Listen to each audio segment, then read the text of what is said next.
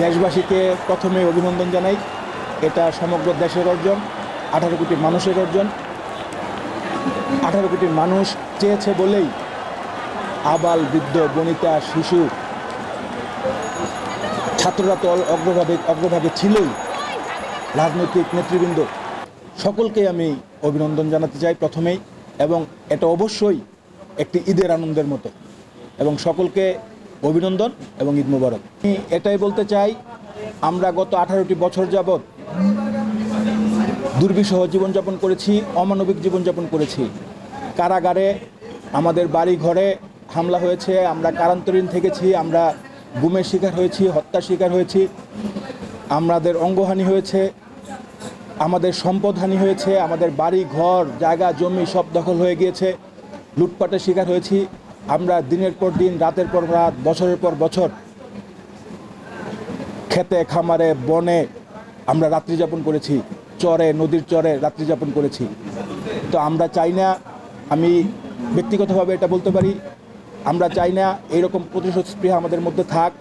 যেন এই দেশের যে যত অন্যায় করুক, যত পাপই করুক, আমাদের নবী হজরত মুহাম্মদ সাল্লাল্লাহু আলাইহি সাল্লাম দেখিয়েছেন যে মানুষকে কিভাবে ক্ষমা করতে হয়। আমাদের ধর্মে বারবার বলা হয়েছে ক্ষমার কথা, এবং ক্ষমার যেই মুজেজা, ক্ষমার যেই সওয়াব, তার কথা বলা হয়েছে। আমি বলতে চাই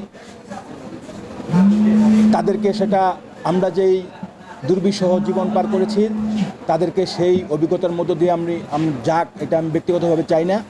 এবং তাদেরও উচিত নিজেদেরকে বাংলাদেশি মনে করে বাংলাদেশের যে বৃহত্তর জনস্রোত রয়েছে, সেই জনস্রোতে মিশে দেশের উন্নতিতে ভূমিকা রাখা, দেশের অগ্রগতিতে ভূমিকা রাখা, দেশের গণতন্ত্রায়নে ভূমিকা রাখা।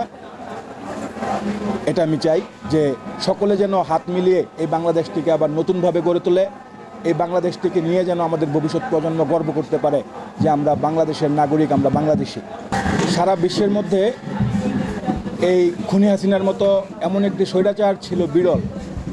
বিশেষ করে আধুনিক বিশ্বে এইরকম একটি জনবহুল দেশে এই বাংলাদেশিরা, যারা চিরন্তনভাবেই কোনো স্বৈরশাসনকে মেনে নেয়নি, এরকম একটি দেশে এই বাকশালী সরকার, এই অবৈধ সরকার গত 15টি বছর যাবৎ এই বাংলাদেশের মানুষের ওপর স্টিম রুলার চালিয়েছে। সে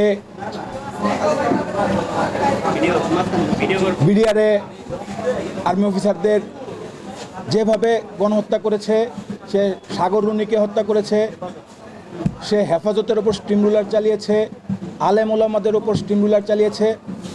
সে খুবই ন্যাক্কারজনক একটি কাজ করেছে, আপসীন দেশনেত্রী বেগম খালেদা জিয়াকে প্রতিহিংসার বিচারে কারান্তরীণ করেছে এবং চিকিৎসার ন্যূনতম সুযোগটুকু পর্যন্ত দেয়নি। তো এই অবস্থায় বাংলাদেশিরা চিরন্তনভাবেই বিদ্রোহী, বাংলাদেশিরা চিরন্তনভাবেই বাংলাদেশিদেরকেও মাথা নত করে রাখতে পারেনি।